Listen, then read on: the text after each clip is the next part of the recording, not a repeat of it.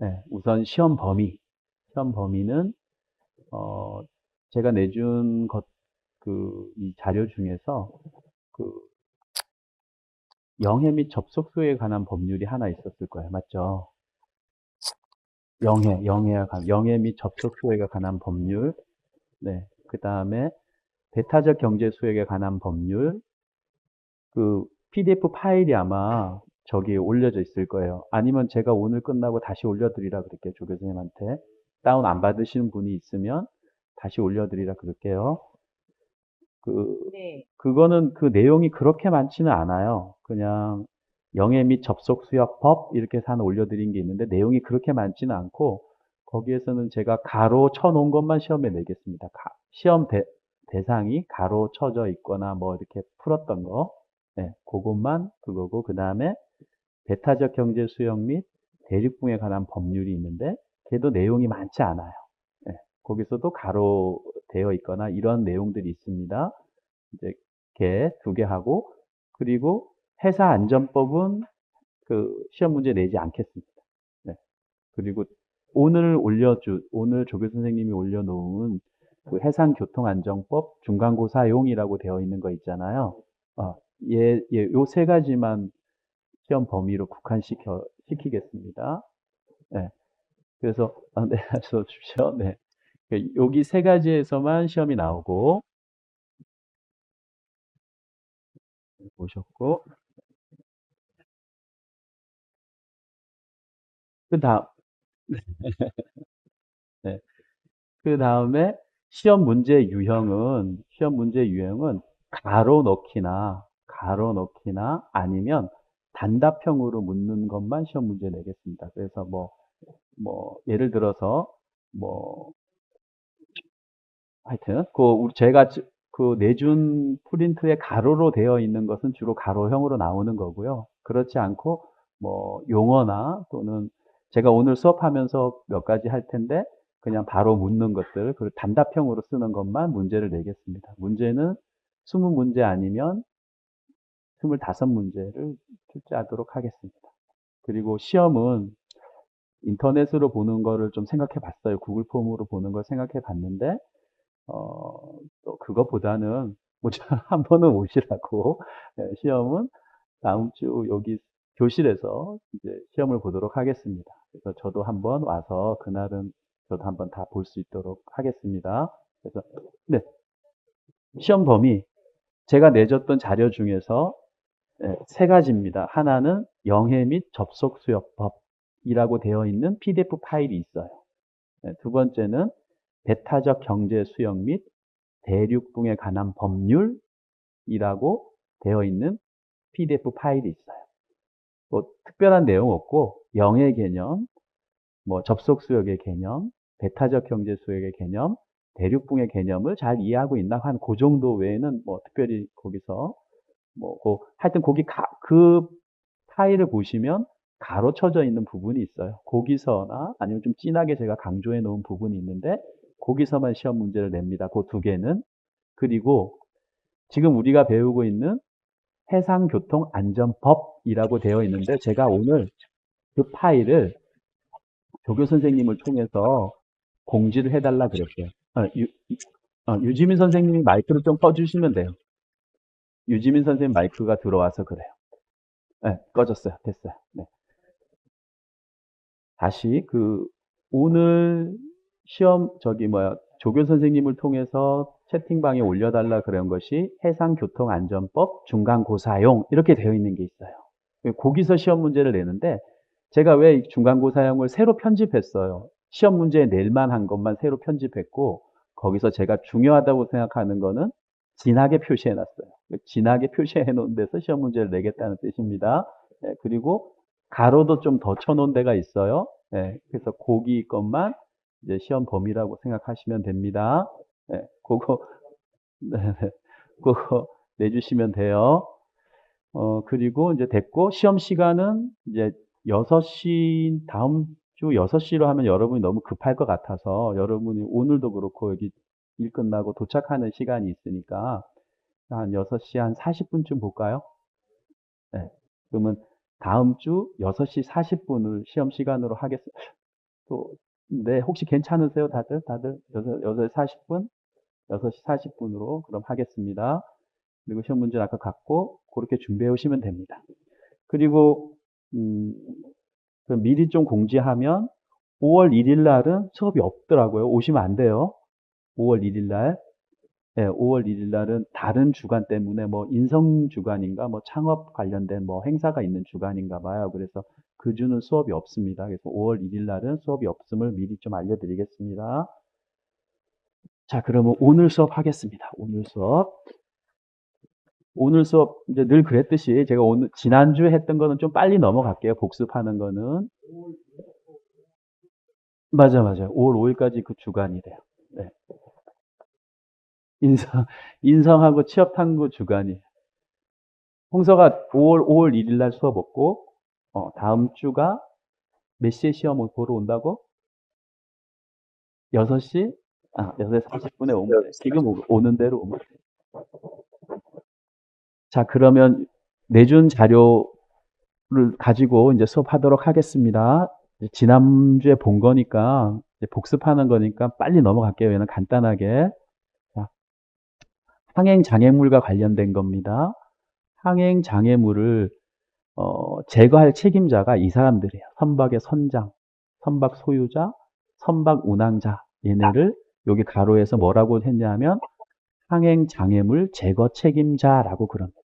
얘네가 제거할 책임이 있는 사람들이에요. 선장, 소유자, 선박 운항자가. 그래서 항행장애물을 발생시킨 때에는 보고도 해야 되고 해양수산부에 보고도 해야 되고 넘어가겠습니다. 뭐도 해야 되고 같이 읽고 있죠. 표시도 해야 되고 여기 칠판 보시고 하시면 더 나을 수도 있습니다. 표시도 해야 되고 네. 그 다음에 제거도 해야 된다. 항행장애물 제거도 해야 된다. 맞죠? 네. 그리고 만약에 표시 제거를 제대로 하지 않으면 해양수산부 장관이 직접 표시도 할 수 있고 제거도 할 수 있는데 그때는 그 해양수산부 장관이 뭘 징수할 수 있느냐? 비용 징수할 수 있다. 네. 그리고 만약에 그 비용 같은 것을 내지 않거나 하면 그 선박에 대해서는 국내 입출항을 거부하거나 국내 계주 시설 사용을 허가하지 않을 수 있다. 항행 장애물 제거와 관련해서는 그 정도만 좀 알아주십시오. 제가 여기 가로 놓는 거. 얘네가 항행 장애물 제거 책임자다. 네. 그 정도만 좀 알아주시면 될 것 같습니다. 넘어갑니다. 그 다음에 항해 안전관리와 관련해서 요 해양수산부 장관이 항로를 지정할 수 있다. 통항로를 지정할 수 있는 건 뭐 다 아셔서 일반적인 거라서 넘어가도록 하겠습니다. 네. 그 다음에 외국 선박의 통항과 관련해서 자, 외국의 선박은 대한민국 영해를 무해 통항할 수 있다 그랬잖아요. 다른 법에서. 네. 그런데 외국의 선박은 영해는 무해 통항할 수 있는데 원칙적으로 내수는 무해 통항할 수 있다 없다? 없다. 네, 그래서 외국 선박은 내수를 통과하기 위해서는 원칙적으로는 해양수산부 장관에 뭐가 필요하다? 허가를 받아야지만 대한민국의 내수에서 통항할 수 있게 되는 겁니다. 되셨죠? 다만 여기도 예외가 있는데 허가 없이 내수를 통항할 수 있는 지역이 있어요. 거기가 어디냐면 직선 기선에 따라서 내수에 포함된 해역에서는 허가 없이 통항할 수 있다. 되셨죠?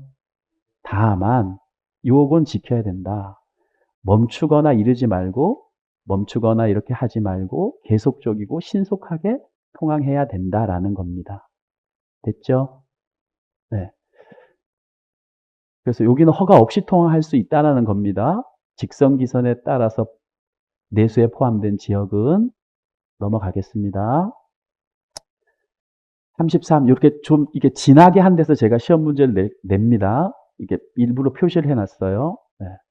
자, 통항로로 이렇게 지정된 항로에서는 누구든지 하면 안 되는 거, 선박을 방치하는 거, 어망등 어구를 설치하거나 어망등 어구를 버리는 거, 이거 안 된다. 되셨죠? 특별히 어려운 거 없습니다. 진하게 해놨으니까. 두 번째, 항만법에 따른 항만이나 어촌어항법에 따른 어항의 수역에서는 여기 대통령 영어로 정하는 뭐 이렇게 쭉 진하게 스킨 다이버, 스쿠버 다이빙 이렇게 적어놨는데 수상 레저 활동이라고 생각하면 됩니다. 정리하면 항로에서는 선박 방치하거나 어망어구 설치 투기 안 돼요. 항만이나 어항의 수역에서는 수상 레저 활동 돼요, 안 돼요? 안 된다는 겁니다. 되셨죠? 이런 행위를 하기 위해서는 해양경찰서장에 뭐가 필요하다? 허가가 필요하다. 그 정도로만 기억해 주시고 넘어갑니다.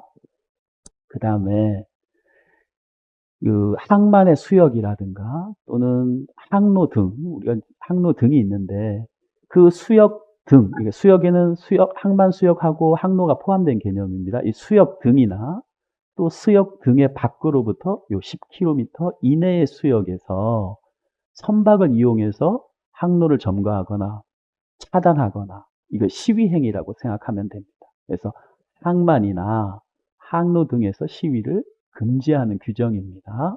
네, 그리고 그 금지 범위는 수역 등에서 수역이나 항만 수역 내에서는 아예 안 되는 거고 항로에서도 안 되는 건데 거기로부터 10km 이내의 수역에서도 안 되는 겁니다. 네, 어느 범위까지 제한이 되고 있는지, 시위 제한이 되고 있는지를 좀 확인해 주시면 될 것 같아요. 만약에 거기서 만약에 시위 등을 해가지고 통항을 방해하거나 방해할 우려가 있으면 해양경찰서장이 이제 해산을 명령할 수 있고 명령 받고 물러가야 되고 만약에 물러가지 않으면 법 위반이 되는 거죠. 그것 좀 기억해 주시고 자, 그 다음에 선박 위치 공개의 제한, 항해 자료 기록 장치, 영어로 뭐라 그런다 그랬죠? 맞아요. VDR이라고 부르는 요 장치, 등이라 그러는데 이 장치 말고도 요 항해 기록 장치는 일정 기준 이상의 이제 선박에 의무적으로 장착하게 되어 있는 장치이고 이 외에도 선박 안전법에 의해서 선박 위치 발신 장치를 전부 이제 하게 되어 있고 어선법에 의해서도 어선 위치 발신 장치를 하게 되어 있잖아요. 이 세 가지 자료, VDR하고 선박 그 위치 정보 발신 장치, 그 다음에 어선 위치 정보 발신 장치, 이런 발신 장치를 통해서 이제 만들어진 선박의 항적을 기록한 정보는 함부로 공개하면 된다, 안 된다? 예. 그 정도만 좀 기억해 주세요. 공개하면 이제 범죄가 되는데, 법 위반이 되는데, 뭐 특별히 이제 우리 그 해양사고 조사를 위해서 이제 요청을 하거나 또는 선박 소유자가 동의를 하거나 이런 일정한 예외가 있는 경우를 제외하고는 원칙적으로 선박 위치 정보를 함부로 공개해서도 안 되고 그 위치 정보를 변조하거나 훼손해서도 안 된다. 요건 뭐 어려운 문장은 아니죠. 그죠? 네, 여기서는 제가 뭐 특별히 다 알고 있어서 넘어가도록 하겠습니다. 그 다음에 그 선박 출항 통제가 있어요. 선박 출항 통제가 있는데 여기서 제가 낼까 하다가 그냥 안 내려고요. 그 선박 출항 통제 기준 절차는 제가 별도로 그 채팅방에다가 올려놓은 자료가 있거든요. 선박 출항 통제 기준에서 원래 출항 통제권은 해양수산부 장관이 갖고 있는데 지방해양 그 청장에게 위임하고 한쪽은 또 지방해양경찰서장에게 위임한 거가 있어요. 그래서 실제로는 지방해양청장이 하거나 해양경찰서장이 출항 통제를 하게 되어 있거든요. 요 기준, 요 선박 출항 통제의 기준하고 절차는 요 시행 규칙 별표 10에 있는데 그 자료를 채팅방에 올려놨어요. 한번 살펴보세요. 네, 시험 문제는 내지 않겠습니다. 되셨죠? 네, 그래서 네, 기본적으로 선박 출항 통제를 할 수 있어요. 네, 그래서 시계에 따라서 저 기억나시죠? 그죠? 우리 수업 시간에 했었잖아요. 시계에 따라서 시계가 뭐 1km 이하냐, 뭐 10km, 11km 이하냐, 뭐 어떤 선박 못 나가요. 뭐 이렇게 했던 게 있는데 넘어가도록 하겠습니다. 그다음에 순찰 정선도 넘어가고 술 내겠습니다. 술도 좀 기억해 주세요. 그래서 우리 해상교통안전법에서는 술에 취한 상태에서 조타기 조작을 금지하고 있어요. 그래서 구체적으로 어떤 행위를 금지하고 하느냐면 세 가지를 금지하고 있는데 첫 번째는 조타기를 조작하는 거. 주로 조타수가 하겠죠. 그죠? 네, 좋다. 그 다음에 조작할 것을 지시하는 행위. 네, 당직 항해사나 선장이 이제 그 지시를 하게 되는데 그런 행위를 하는 사람, 그 다음에 도선하는 거. 요 세 가지 행위를 하면 안 된다라는 겁니다. 음주 상태에서 하면 안 되는 거, 세 가지. 네, 조타기를 조작하는 거, 조작할 것을 지시하거나, 그리고 도선. 요 세 가지를 하면 안 된다. 되셨죠? 예, 예. 자, 만약에 이제 해양경찰청 소속 경찰 공무원은 이 음주 단속을 해야 되는데, 이거는 할 수 있습니다. 그러니까 술에 취하였는지 측정할 수 있습니다. 의심이 있으면 측정할 수 있는데, 다만 반드시 해야 되는 경우가 하나 있는데 뭐라 그랬죠? 해양사고가 발생한 경우, 이 3호에 해당하는 경우에는 반드시 술에 취하였는지 측정하여야 한다 하고 얘를 의무로 해놨다라는 것 좀 기억해 주시고, 얼마 이상이 그럼 음주운전이냐?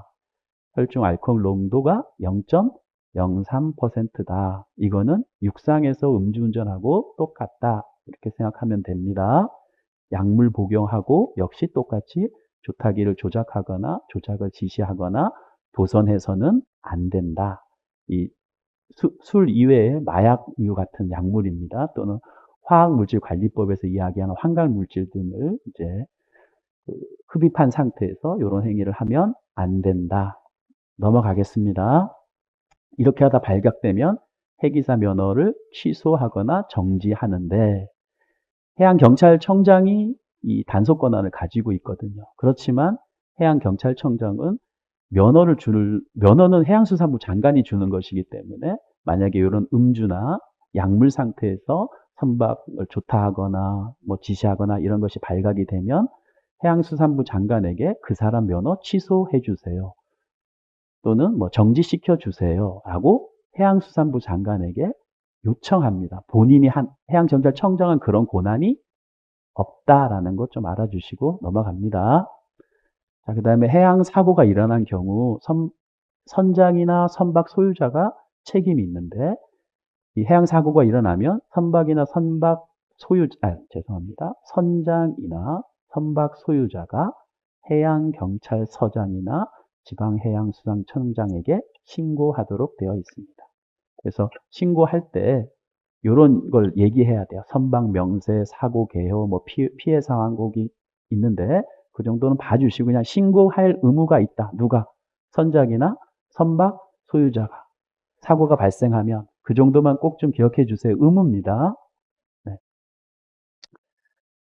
자, 그 다음에 이제 항행 보조시설 같은 경우는 항로 표지라든가 이런 것들을 이제 뭐 여기 항로 표지, 신호, 조명 이런 것들을 항행 보조 시설이라 그러는데, 얘를 설치하고 관리할 책임은 해양경찰청장에 있는 것이 아니라 해양수산부 장관이 그런 일들을 지금 하고 있다라고. 네네네. 네. 해수부 장관이 그런 일을 하고 있다. 그 다음에 안전관리 체계에 여기 지나게 된 것만 지난주에 했으니까 좀 빨리 읽으면 이제 요 내용도 좀 기억해 주세요. 선박의 안전을 위한 선장의 판단을 절대로 방해하거나 간섭해서는 안 되고, 선장이 안전에 문제가 있어요 하고 뭐 항로 변경이나 정비 필요해요, 수리 필요해요 하면 안전관리 책임자가 반드시 타당한지 아닌지 여부를 검토해서 소유자한테 알려야 됩니다. 넘어가고, 그 다음에 요 선박의 소유자는 안전관리 체계를 수립하고 시행해야 되는데, 어떤 선박이냐 하면 여객 운송 사업을 한다든가 총통수 500톤 이상의 선박인데 요걸로 화물 운송 사업을 한다든가, 그 다음에 뭐 요런 여기 있는 선박 소유자는 안전관리 체계를 수립하고 시행해야 될 의무가 있습니다. 누가? 선박 소유자가. 되셨죠? 네, 네. 넘어가겠습니다. 자, 선박 소유자는 그래서 이런 안전관리에 관한 업무를 수행하기 위해서 안전관리 책임자하고 안전관리자를 선임해야 됩니다. 제가 이거는 아마 회사안전법 할 때도 했던 것 같아요. 네. 그래서 의무적으로 해야 된다고 제가 얘기했던 것 같아요. 맞죠? 일정 규모 이상의 선박에서는. 맞습니까? 넘어가겠습니다. 네. 그래서 그 그래서 선박 소유자는 안전관리 체계를 수립 시행해야 되는 선박이나 사업장에 대해서 해양수산부 장관으로부터 자기의 그 안전관리 체제에 대한 뭘 받아야 된다고요? 인증 심사를 받아야 됩니다. 최초 그리고 유효기간이 만료할 때마다 갱신해야 되고 중간에도 인증 심사를 받아야 됩니다. 뭐 이런 규정이 있어요. 어쨌든 인증 심사를 받아야 된다. 안전관리 체계를 수립 시행해야 되고 그 안전관리 체계에 대한 인증 심사를 해양수산부 장관에게 받아야 되는데 넘어가겠습니다. 그 인증 심사를 대행하는 기관이 있다. 정부 대행 기관이 있다고 제가 얘기했어요. 어디가 대행한다 그랬죠? 그 인증 심사를? 맞아요. 해상교통안전공단하고 그다음에 한국성급에서 그 인증 심사 업무를 대행하고 있다고 얘기했습니다. 넘어가겠습니다. 얘는 제가 100% 내겠습니다. 항만국통신은. 네. 영어로 뭐라 그런다 그랬죠? 약어로? P, C, 예, 예. 예, P는 뭐죠? 포트. S는 스테이트. C는 컨트롤. 그래서 포트 스테이트 컨트롤이라고 그래서 항만국 통제. 예. 자, 우리나라의 영해에 있는 외국 선박 중에서 그 외국 선박인데 대한민국 항만에 입항하였거나 입항 예정일 선박, 외국 선박인데 얘가 해사 안전에 관한 국제협약의 기준이 맞는지를 우리 정부가 뭐 할 수 있다고요? 우리 정부의 해양수산부 장관이 뭐 할 수 있다고요? 확인할 수 있는데 이걸 뭐라 그러냐 하면 항만국 통제라고 그래요. 그래서 이 확인 결과 뭐 여러 우려가 있을 때는 필요하다면 항행 정지를 명할 수 있다. 항행 정지를 명하는 등의 필요한 조치를 취할 수 있는데 제가 아마 이거는 가로놓기가 아니라 이런 걸 뭐라 그래요? 하고 물으면 뭐라고 대답해야 되겠습니까? 항만국 통제. 네. 마찬가지로 외국도 우리나라 선박에 대해서 항만국 통제를 할 수 있고요. 만약 외국에서 그런 항만국 통제에 따라서 항행 정지 처분을 받은 선박에 대해서 우리 해양수산부 장관이 다시 가서 확인할 수 있다. 확인이나 점검을 할 수 있다라는 내용입니다. 그 다음에 아까 선박 안전관리 체제하고 관련해서 선박 안전관리사 자격이라는 것이 새로 만들어졌다 그랬죠. 그죠? 맞죠? 그래서 이야기도 하셨던데 그 안전관리사라는 요 자격이 있다라는 것만 좀 기억해 주시고 넘어갑니다. 그 다음에 지난 시간에 이제 했던 부분 오늘은 하여튼 요것만 하면 오늘은 일찍 끝내고 가도록 하겠습니다. 네.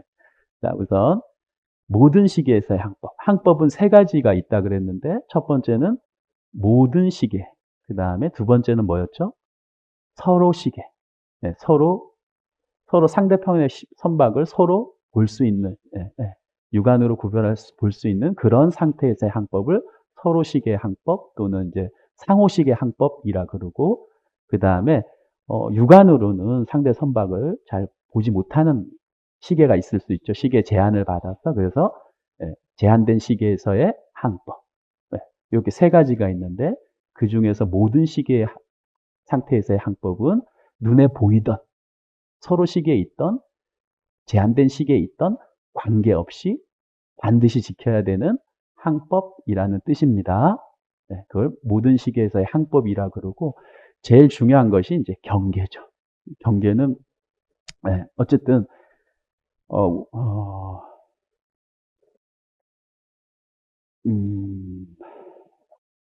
제가 나중에 이제 나중에 저 뒤에 가서 말씀드리려고 그랬는데 카메라 따로 오지 않죠. 이게 우리가 혹시 과실이라 그러면 이거 법에서 많이 쓰는 단어인데 뭘 갖고 과실이라 그러는지 아세요? 과실. 잘못? 맞는데요. 맞는데. 네, 과실은 이렇게 생각하면 돼요. 주의 의무 위반. 주의 의무를 위반한 거를 과실이라 그러는데 그럼 주의 의무는 뭘 갖고 주의 의무라 그러냐 하면 이거예요. 사고 발생이라고 할게요. 사고 발생을 예견할 의무. 그리고 사고 발생을 회피할 의무. 모든 과실은 거의 같아요. 그래서 과실이란 이런 거. 야, 너 사고가 발생할 것을 미리 예견해서 그런 사고가 발생하지 않도록 적절한 조치를 취했어야 돼. 그런데 너 예견도 못하고 적절한 조치도 취하지 않았어? 그게 바로 주의 의무 위반이고 과실이라고 평가되는 겁니다. 그래서 제일 과실과 관련해서 제일 중요한 개념이 지금 여기 있는 경계, 안전 속력, 사실은 이런 거예요. 얘는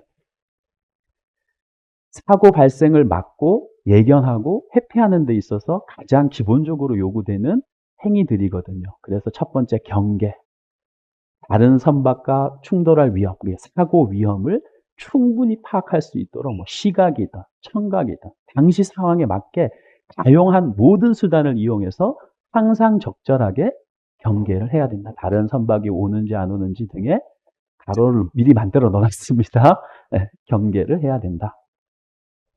그 다음에 사고를 막기 위해서, 즉 다른 선박과의 충돌을 위하기 위해서는 일정한 이제 충돌을 막으려면 피하기도 하거나 또는 선박을 멈출 수 있어야 되는데, 그렇게 피하거나 멈출 수 있도록 항상 어떤 속력으로 해야 된다고요? 안전한 속력으로. 네. 네. 안전한 속력으로. 네. 네. 그런데 이 안전한 속력은 절대적인 개념이 아니라 그랬죠. 뭐 몇 킬로가 안전한 속력이고 몇 킬로란다. 몇 노트가 안전한 속력이고 뭐 이런 게 아니라 상대적인 개념이다. 그래서 여기 있는 선박의 능력이나 뭐 이렇게 시계 상태나 교통량이나 이런 것들을 잘 고려해서, 또 특히 레이더가 있을 때에는 요 레이더나 뭐 이런 성능 이런 것들도 잘 고려를 해서 안전한 속력을 결정해야 된다. 어쨌든 간에 미리 효과적으로 피할 수 있는 동작을 취할 수 있는 속력이어야 되고, 항상 선박을 충돌의 위험이 있을 때 선박을 멈출 수 있는 속력이어야 된다. 그래서 만약에 멈추지 못했다 그러면 사실은 안전한 속력으로 간 게 아닌 게 되는 겁니다. 네. 자, 그 다음에 사고 위험을 항상 판단해야 된다. 다른 선박과 충돌의 위험이 있는지를 항상 판단해야 되는데, 역시 이 충돌 위험이 있는지 판단도 당시 상황에서의 모든 수단을 활용해야 된다. 만약에 레이더가 있다면 레이더를 이런 방식으로도 한번 해봐야 된다. 그냥 기본적으로 전에 뭐 6마일, 12마일 뭐 말씀하셨죠, 선생님. 그죠? 기본적으로 레이더 뭐 6마일, 12마일, 24마일? 예, 뭐 그렇게 했는데 그보다 더 6마일, 12마일, 24마일인데 24마일이 장거리 주사라고 하셨죠. 하여튼 그게 더 있어요. 아무튼 떨어질 수도 있고. 예. 어쨌든 그 충돌할 위험성 판단을 할 때에는 뭐 가능한 한 여기 모든 방법을 써라 이겁니다. 장거리 주사도 해보고 작도도 하고, 그 밖에 필요하다면 체계적인 관측을 통해서라도 충돌 위험성을 판단해 봐라. 절대로 불충분한 레이더 정보나 불충분한 정보에 의존해서 충돌 위험성을 판단하면 된다? 안 된다? 네. 그 다음에 이제 4번이 제가 이제 저번 주에 이거를 제가 다시 한번 곰곰이 고민해 봤는데 이런 얘기예요. 4번 이게 선박이 충돌하는 건 이렇게 보니까 전부 삼각형이더라고요. 선박이 제가 이쪽 방향에서 진행하면 여기서 선박이 만약에 제가 이렇게 진행하고 선박 하나가 이렇게 진행해 온다. 이렇게 생각할 수도 있고. 사고는 그러니까 항상 삼각형인 거예요. 이렇게 삼각형. 좀 이거를 좀 다른 각도에서 그리면 좀 한 이쪽에서 그릴까요? 저는 이런 방향으로 진행하고 얘는 이런 방향으로 진행한다고 한번 해보면 여기서 결국은 사고가 나는 거잖아요. 사고는 항상 삼각형인 건데 핵심은 이겁니다. 아까 전에도 얘기했지만 저는 이 방향으로 뭐 예를 들어서 12시 10분 또 뭐 여기 12시 20분 얘도 12시 처음에 제가 12시에 봤을 때, 그 다음에 12시 10분에 봤을 때 12시 20분에 봤을 때. 자, 정리하면 이렇더라고요. 충돌이라는 거는 우선은 방위각에는 변화가 없는 것.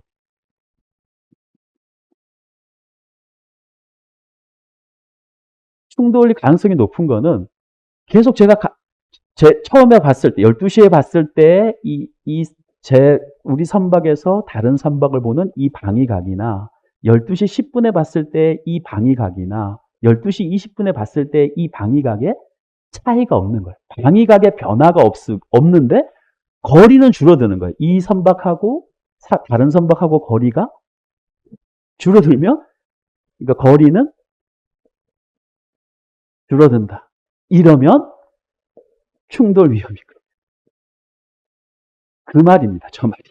다시 그걸 염두에 두고 읽으면은, 자, 선박은 접근하여 오는 다른 선박, 거리가 줄어들고 있는 선박이 있는데 그 선박의 나침방위에 뚜렷한 변화가 일어나지 않으면 충돌 위험성이 있다고 보고 필요한 조치를 취해야 된다라는 뜻입니다.